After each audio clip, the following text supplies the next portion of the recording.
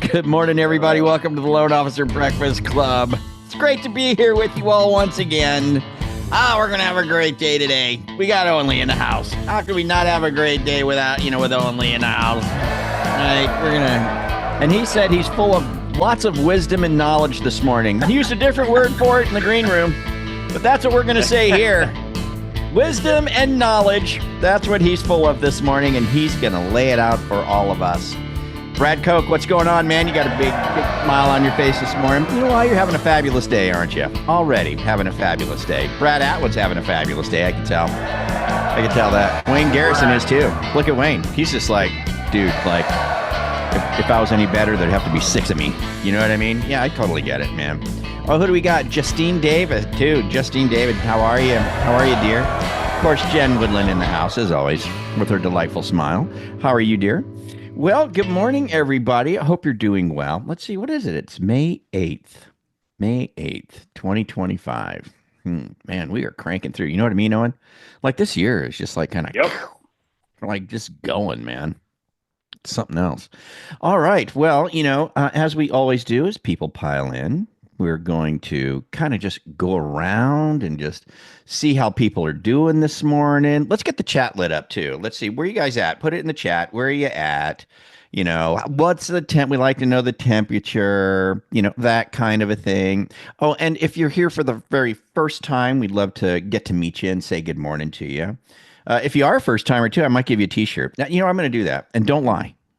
Okay. If you're a first timer, let me know you're a first timer. I'm going to give you a t-shirt, and they're very cool. They're very stylish. It's kind of a trend setting sort of a thing. Really, it is, so you're going to love it if you get one. Trust me. All right. So let's kind of see here. Well, Maz is not back yet, is she? She was going to be our picker not yet. this morning. She's not back. Okay. No big deal. We can move on. What we'll do is let's see. You know what? I'm going to pick someone. Well, you know what? Justine David, I'm going to pick you. So don't panic. I do not want you to panic, okay? This is a non-panic situation. How are you? I'm good. Thank you for asking, Frank. I really enjoy joining these meetings every morning. I think it's a great way to start the day. Yeah, wonderful. Well, obviously you're coming to us from across the pond, so you must be, Yes. Yeah. Where are you located? I'm in Cape Town in South Africa. That's where you are right now? Yes, that's where I live. Really? Wow. Yes. Well, you're getting a t-shirt just for that. You're Awesome. absolutely getting a t-shirt because I can't wait for us to ship a t-shirt to South Africa. Oh, wow. Yeah, Will so it you're be getting your that. first time? You know what? I want you to wear that shirt all around town too, because I want people well. out there to know. Yeah, like what the heck is going on here? I need to be a part of that. Wow. So Yes. you're doing mortgages? No, so I'm actually just starting to work with MMA and SMP. So I've been spending my time joining this meeting and just listening to Oh, the trainings and everything, really enjoying it. wonderful. So you're just working Yes. remote? Yes, that's it. Yes, you're The right. best Yeah, way to working. work. Yeah. So what's it like? What time is it there? Right now it's 2:30 p.m. in Cape Town. Okay, 2:30 p.m. Nice. Yes. Yeah. Okay. Yes, but I'm Good. used to working Eastern hours, so it's morning in my brain, not for Yeah. the Yeah. rest of the country. Me too, sister. Preaching to the choir over here. Yeah, That's cool. it's 5:30 in the morning for me. Yeah. So hey, I tell Wow. you what, this is what we're gonna let you do, Justine. I'm gonna let you pick someone to share a win. So I want you to look around, Ah, right? And we're gonna play the thinking music. Okay. Pick someone who's gonna share a win this morning. Who would you like to pick?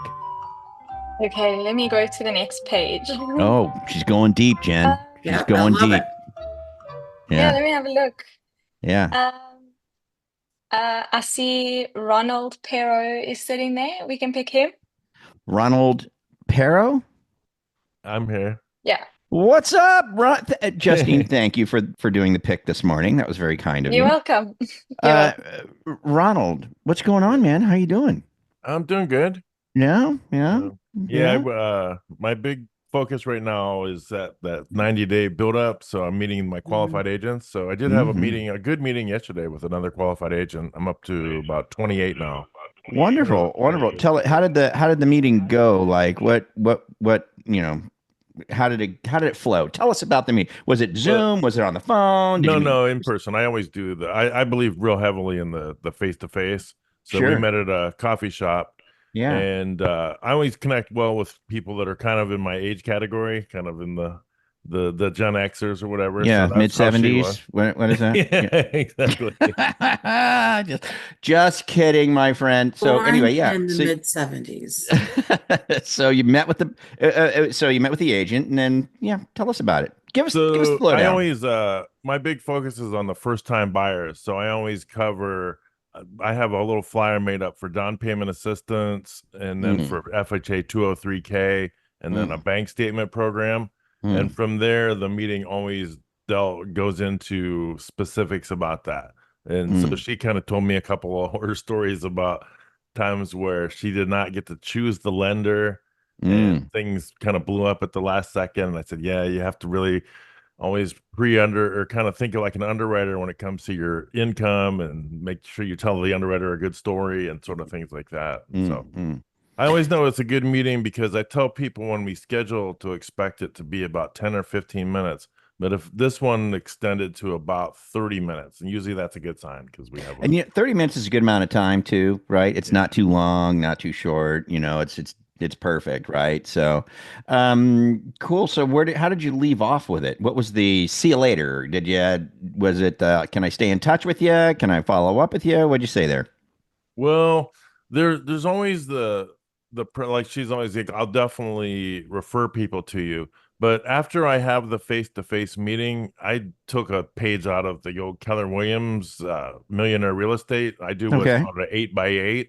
So I always do a handwritten note after the meeting. Nice. Yeah. And then a week later, I send a mini book of the 7 habits of highly effective people with another little hand note.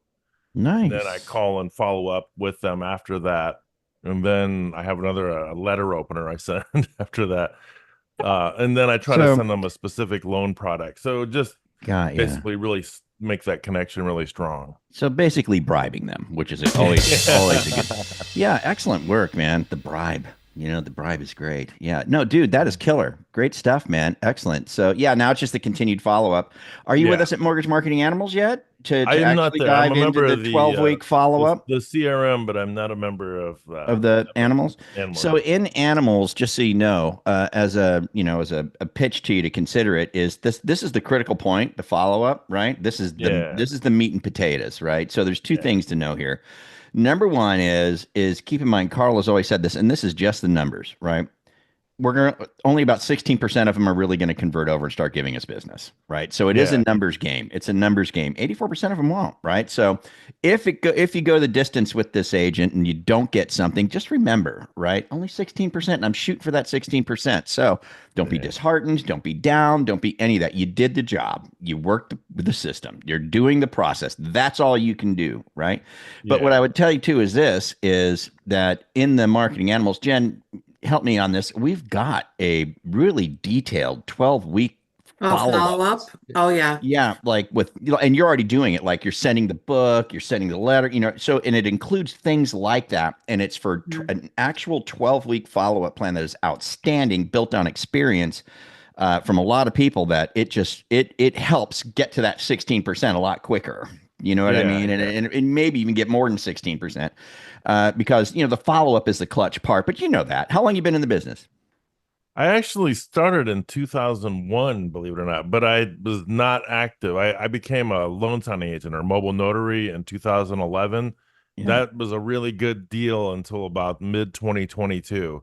And then I Okay. struggled along for a little while. And then finally, last October, I was like, I'm going full go as a mortgage guy. So just last October. Basically, yeah, kind Well, of a good for you. rebirth. Or I thought of it as like in Castaway, where they were like at the end, they said it takes a lot of work to bring a guy back from the dead. That was kind of Yeah. how I was. I was like, well, I got to get my old systems I used to use way back before it worked a Yeah. lot differently in the Yeah. early Yeah. 2000s and stuff. But Well, here's the good news, brother. It is wide open out there. There's lots of opportunity. Don't let anyone tell you anything differently. you can easily have those meetings regularly, and you can Yeah. find your tribe no problem, and you can be closing 5 6 deals a month here in very short order, right? No, as long as you stick to the plan, man. Just stick to the plan. Do it every day. You know what I mean? Put the blinders on. Put the earplugs in. Don't listen to anything. Don't hear what anybody says. Just like, you know what? I'm just going to call these high producing agents, have meetings with them, and follow up on them and see what I get. And you're going to do well. Right Yeah, on, yeah. brother. If you're getting value from this already, go ahead and tap that like button. It helps more loan officers find content that actually makes a difference. And hey, if staying ahead of the market and learning what's really working in our industry matters to you, hit that subscribe button and ring that bell so you don't miss another episode. We read every comment, so drop your thoughts down below. We'd love to hear from you and know what's working or what you'd like us to cover next. Thanks for tuning in, and we'll catch you here next time. Sounds good. All right, brother. How would you like a t-shirt? You want a t-shirt? Yeah, sounds good. Okay, congrats. You get a t-shirt. All right, man. Thanks for the share, man. Congrats on the meeting. That was awesome. It was fun to kind of walk through that with you. But you know what, guys? We're going to get to Mr. Owen Lee and the market update. But you know what, guys? Before we get started, we do have to spotlight him because there's a particular fashion statement being made here, and I just have to understand what that is. What is that?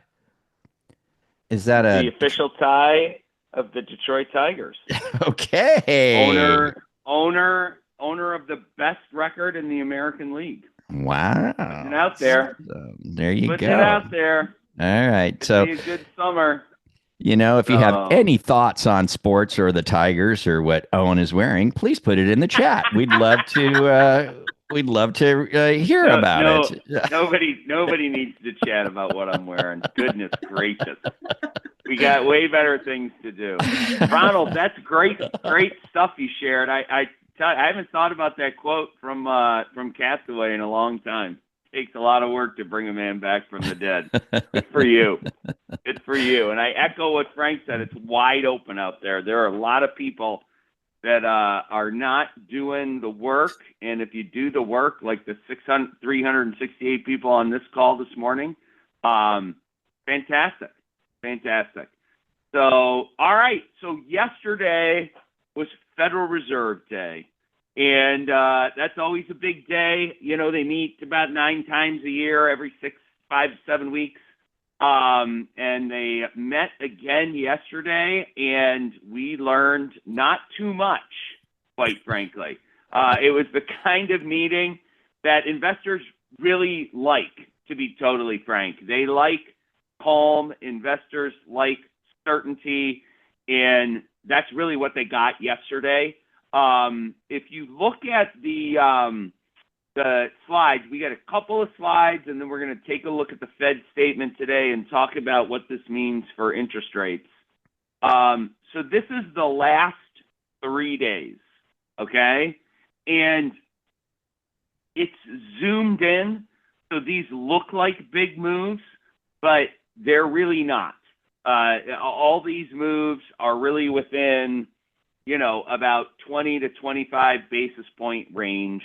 The market went down at the beginning of the week. It usually does that. It kind of gets in semi-protection mode before a Fed meeting, before a jobs report, just to kind of hedge the bets to the downside. Sorry, Robert, the Yankees do not rule. I'm not going to forget about it. But anyway. Side note. Yeah, side note. But anyway, it was just kind of a ho-hum report. We had a little bit of a positive reaction. Again, you see a down spike on Fed Day, and then the market spent the rest of the day coming back. Most didn't even need to reprice, which is unusual for a Fed Day, especially when Chair Powell goes to the mic and does the press conference. So I think he used the term data dependent and wait and see like 11 times in the Fed conference. You can't get more transparent than that, assuming that's what they do. And I do think they're going to do that. So very tight range. Most didn't even need to reprice.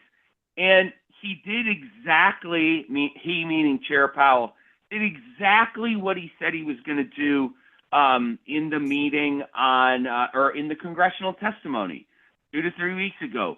wait and see, And so let's just take a look, Jen, if we can, at the statement. Yes, Michael, I remember that opening series with the Dodgers. Anyway, I'm going to stop doing the baseball comments. Marcia, the Knicks do rule because they have 3 excellent players from my alma mater, Villanova. So I'm going to be all over that one. I'm going to stop doing the sports now, I swear, unless I see another one that I like. But anyway, here's what changed in the new Fed statement, okay? Not a lot. So it looks like a lot of red ink, but when we look at it, it's really not. They start off with a sentence that said, although recent swings in net exports has affected the data, for all you big economic report watchers, that's a reference to the GDP report that came out negative, partially affected by the import and export gigantic swings as people get ready for tariffs. So basically what they're going to say is, we're not really going to pay attention to that. That's being affected too much by transient data that's not going to stick around. And then probably the biggest thing that he said is just something that he's already said, right? Which makes perfect sense because it's just math. Again, this is not a political statement. You have sustained higher tariffs sooner or later. It's going to have some price increase. Yes, we can move to American products. That typically cannot be done instantaneously. It can on some. Suppliers are going to absorb whatever, but it's almost impossible for none of it to make it in. You can argue all day long about how much of it. So they say risks of higher unemployment and higher inflation have risen, right? So that's just math. That's their interpretation of the math. It's almost exactly the same thing that he said in his congressional testimony 2 to 3 weeks later. There's really not a lot of change in the statement other than to say we're going to disregard the last GDP report. We think risks of higher inflation and higher unemployment are a little bit higher. Jen, if we could go to the next slide. And then the rest of the statement is basically the same. That big red cross out in that top paragraph there really means nothing. It has to do with the Fed's balance sheet and how much securities they're going to retain and how much they're going to let run off.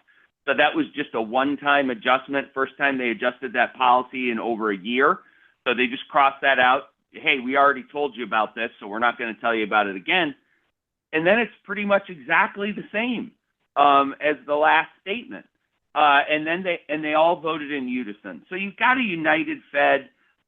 They're not gonna change the rates until probably until the so-called big beautiful bill passes, right? They're now saying Memorial Day weekend. I wouldn't hold my breath on that. I think that it's going to be past that. And until they get some semblance of where the tariffs are going to land. Supposedly, they're announcing the first tariff deal today with Great Britain. See how that goes. We'll see how many follow. But there's still uncertainty, and they're going to stand pat. And I think they're going to stand pat, past the June meeting. I wouldn't expect any change in June. I probably wouldn't expect any change in July. I think it's going to be September-ish before we get a cut. But I'm not a betting man, so I wouldn't put money on that. So what you see is calm. So what does that mean for interest rates? Let's just try and bring this home for a second. What it means is we've got what we've got. We're going to trade in that tight range, right? It's probably going to be somewhere between 6.5 and 7 with, discount points. Every now and then it's going to bump up towards 7. And then every now and then it's going to come down. And when it comes down, expect it to last for 2 weeks or less. So what have we always been talking about this year, right? This is a series of sprints. You got to be ready to go because, when those sprints come and you can fit in 5, 6, 7 refis, maybe you get 10 or 12 if you're ready to go. maybe you get 3 or 4 people that you've been talking to who have been in your pre-approved and looking purchase pipeline to jump if you talk to them about interest rates and say, hey, now's a really good time. I think you're going to see some swings between that 7 and 6.5. I think toward the back half of the year, when the market becomes convinced that the Fed is about to move, we'll see a change in interest rates 4 to 6 weeks before the Fed moves, right? Because everything's based upon perception. So maybe that'll be August, maybe that'll be September. You know, like I said, if the president rolls off a couple of dozen trade deals and we get that big, beautiful bill, I think the market will calm down sooner. If that goes on longer, markets hate uncertainty. So the bond market's going to ride a little bit higher while things are uncertain because the investors are going to want to protect themselves. So stay at it. You know, the marketing animals, the alliance, call stars, all those things, excellent to do. Keep doing your prospecting. Why? So when we get these little sprints, we're in position to pick up 8, 10, 12 more commission checks than we would have otherwise. Make an additional $35,000 and put it in your pocket. That's going to happen probably 2 or 3 times before the end of the year. And, you know, you could, I'd love to have an extra 90, 100 grand, you know, and that's really what you're looking at. If you do this kind of stuff, it's all about doing the prep work 6, 7, 8 weeks in advance and getting yourself in position. So, you know, to encapsulate it, what do we have from the Fed? We have more of the same that what you've been telling us. And I believe, you know, Chair Powell probably thinks, what do I have to do? Jump up and down and light my hair on fire for you guys to believe me? I say the same thing every single time I step up to the microphone. So, and of course, you know, again, totally not a political statement.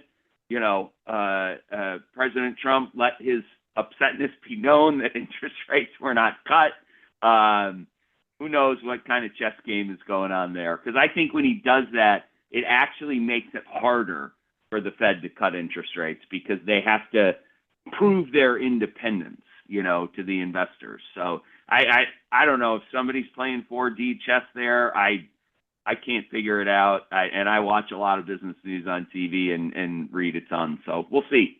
We'll see. But have at it. Keep at it. You're going to be rewarded. You are being rewarded. And I think we'll see, you know, that range with spikes within the range. So confirmed by the Fed this week, I think. Wonderful. Good stuff. Thanks, Owen. Super appreciate it, man. Hey, it's okay if we drop the slides in the chat, Owen? We're good with dropping 100%. 100%. Hey, Jen, can you drop the slides in the chat for the peeps? You want the slides? Just maybe make use of them in your marketing today. We're going to drop the slides in the chat for you. That's why it pays to come to the live show. So for those of you that are watching the replays, or those of you who are listening on our podcast on Spotify or iTunes, we would encourage you to join the live show. Just go to loanofficerbreakfastclub.com, register, you get the link sent to you, and you can join us on the live show. It's always fun. There is a question from, okay, let's get past the sports stuff. Okay, get past that. You don't want to talk about Travis Fryman and Mickey Tettleton? Come on. Well, in between the Tigers and the Celtics, there is a question here Yes, from sir. Bill Rudy Devers. What do you think the market will do when tariff agreements start coming in? UK agreement is being announced today. Do you think that'll have, like, as the market sees certain agreements, you think it'll or it'll just make things, you know, or not no change? You know, I think it'll settle the markets, right? Okay. And I think part of it depends upon, and because right now, what I said earlier, I think the markets are trading a little higher, the bond market's trading a little bit higher because they don't know, right? So when there's uncertainty, investors want a premium to cover their rear end for the uncertainty. And so I think Bill is onto something. If you get, 15 agreements come out, and it matters who the countries are, right? If it's the UK and Canada and India and South Korea and Japan, I mean, major trading partners, right? Then, you know, it's going to have a much larger effect. If it's, you know, smaller countries like Portugal or Ireland or, I don't want to offend anybody to call their Right. favorite other country or whatever. Right. But if Right. it's a country with smaller GDPs, then investors are going to get really worried. They're going to say, what the hell is going on? If we line up 10 of the other biggest economies right behind us with a trade deal, that puts a lot more pressure on China. If we don't get that, then, it's going to put more pressure on the markets. So I think Bill's on to something. I think if we roll off a dozen trade deals with big countries, I think the market will start to settle. I think if that quote unquote big beautiful bill passes, that's the other huge wild card. What's going to happen with taxes? What effect is it going to have on the deficit? How are they going to do the math? Right? So those are the two big question marks right now. And the bond market's riding a little higher than it might otherwise because we have two big pieces of uncertainty. So if you eliminate one piece of that uncertainty, I think you'll see some market reaction, I should say. Cool, man. Good stuff. Great question, Bill. Great answer, Yep. Owen. Yeah, I love this, man, Yep. because it's really helpful for us as originators, listening to you and understanding what's really being looked at. Because now, as we go through, the rest of the week, and we see what's unfolding out there in the political landscape of tariffs and deals and things like that, we kind of go, okay, I get what this is. I understand what this might do to the rates here. So good stuff, man. Really appreciate your insights, Owen. Thank you so much, as always. Anybody else got anything for Owen, real quick, before we wrap this day up? Anybody? Do we have anything in the chat that I can look at? Anything like that? Or anybody want to raise their hand? Brad, go ahead. What you got, buddy? Yeah, Owen, I mean, doesn't the rate environment really center around what happens in the bond market? I mean, if right now we're at, like, yesterday was at 4.28 or something like that in the 10-year note, if I remember correctly. It might have gotten to 4.26, but I mean, and that's indicative of how much money is going into the bond market. If there's more money going into the bond market, the yield goes down, and hence our rates go down. Because of this uncertainty in the market, wouldn't there be more money? Wouldn't you think there'd be more money going into the bond market? Because that's a safe haven. That's a safe haven for money. So with the uncertainty, wouldn't you think that there'd be more money going into that? So Brad is 100% right. So usually what happens is stock market for decades, stock market and the bond market moved inversely to one another. One was up, one was down. If investments were risky and people thought the Dow was risky, they went to the safe haven of bonds. Right. You would see the market go, the stock market would go down, the bond market would raise, which we all know means interest rates go lower. Right? Lower yields. That's right. But what you see in times of uncertainty, that almost like a teeter-totter, right? When you were a kid on the playground, that's really decoupled. And there's a lot of speculation about, our large traditional buyers of our, sovereign debt, like China and Japan and Korea. Are they punishing us? Are they not buying as much? A lot of people feel like when the stock market started to really go down, a lot of people were leveraged, so they had to sell bonds in order to get money to cover their bets. I haven't seen anything where somebody says, yes, definitively, this is what happened. But we're in an uncertain time. Trump is trying to, again, not a political statement, right? But what he's trying to do is upset trading relationships, kind of the status quo that's been around since the end of World War II. The United States made very friendly trading relationships with people all over Southeast Asia and Europe to try and let those economies recover so they could put tariffs on our goods coming in, but we didn't tariff their goods coming in. We benefited because those economies grew, those countries that were friendly became strong, and we needed them to be our friends in the Cold War. That's one of the major levers we pulled to do it. He's decoupling that. I mean, he's trying to undo something that's been around for 70 years, love him or hate him, right? And so it's caused uncertainty, which has caused that decoupling. So, Brad, I don't know when that's going to return. When we get a new trade in landscape that people think are going to stick around for a while, and we get a tax bill, I think we'll go back to some of those historical norms. But you're absolutely right. It's not operating as it normally would. Correct. Right. I also noticed in the statement that you posted, the Fed statement, you used the word, it sounded like they were saying they're calm. I was seeing it. They mentioned that they thought that inflation was going to go up another 2% and that more jobs were going to be lost. I mean, that to me doesn't sound like calmness at all. It's almost sounds like, without getting alarmist, it sounds like they're trying to point to the fact that it is a little bit worse. Well, you have to, I mean, where are they going to go, right? And here's what I mean by this. If some of the trade tariffs that we see in place right now, 145 or 125 on China, I actually lost track of what the exact number is. Yeah, that's going to be inflationary. If you assume that is going to, most of these companies can't change their supply chains overnight, especially big manufacturing companies, defense contractors, automobiles, that kind of airplanes, that kind of stuff. They can't source those specialty products. They can change, but it might take them 2 years. So I think, the Fed's saying, hey, if we cut a bunch of deals and things go back to normal in 6 or 7 weeks, then inflation's going to be transitory. Although they will not use that word transitory again. I guarantee it from the last time. But that's kind of what their attitude is, right? If we don't get any trade deals, the Fed's going to pull out their pen and start doing math.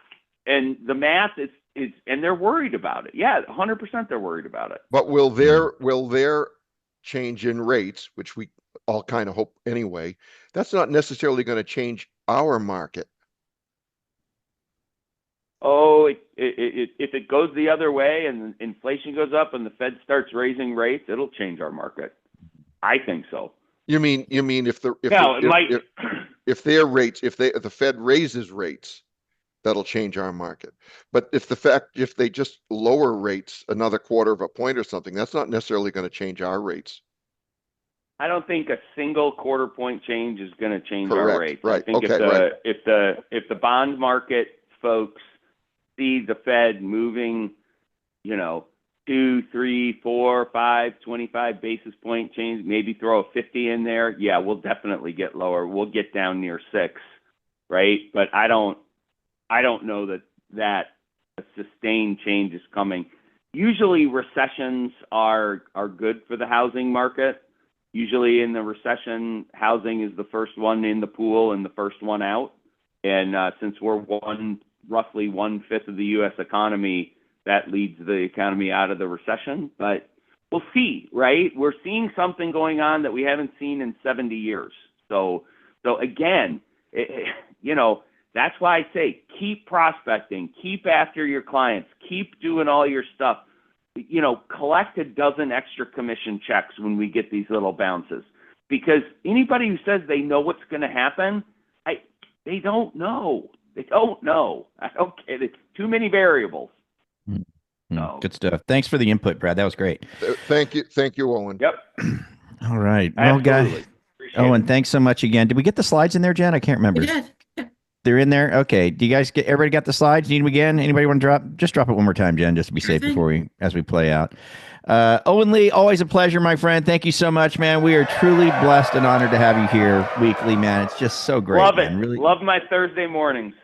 Good to go. Right. You're it's still early, not too late out there in Michigan. Plenty of time to change that time. So, good to go. All right. Oh my God. Oh, I have no idea. I'm not. I'm going to mute you. You have the power. You do indeed. Somebody else on this club has got to get the sad trombone. because we need the sad trombone. Oh, Frank. yeah. Get to that one. Yeah. There she goes. There you go. All right. Well, listen, guys. Hey, today at Mortgage Marketing Animals Complete Loan Officer, we got Model Match on, Thomas at Model Match. And that's going to be a good one. Be good. Model Match, really, really cool product to check out. Yeah. So if you're an MMA member, be sure to join the Complete Loan Officer 2 p.m. Eastern time today at Mortgage Marketing Animals. Just go to mortgagemarketinganimals.com, go to classes. You'll be able to join the call there. Owen Lee, we'll catch up with you next week. Have a great time. For the rest of you guys, let's go get it, man. Today is Thursday. It's our pre-approved and looking calls. If you don't know what that means, well, reach out to us at Mortgage Marketing Animals. We'll let you know. All right, you guys have a great day. We'll see you tomorrow. Adios, my friend. Until then, bye-bye. Great day. Bye, everybody. See you on Call Stars.